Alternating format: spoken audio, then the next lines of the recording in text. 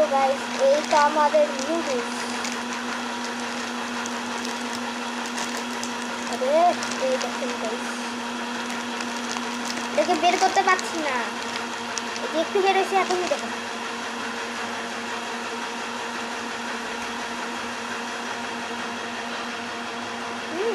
মজা। আর এই তো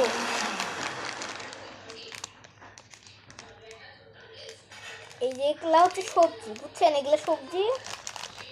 আর এইটা হচ্ছে সস।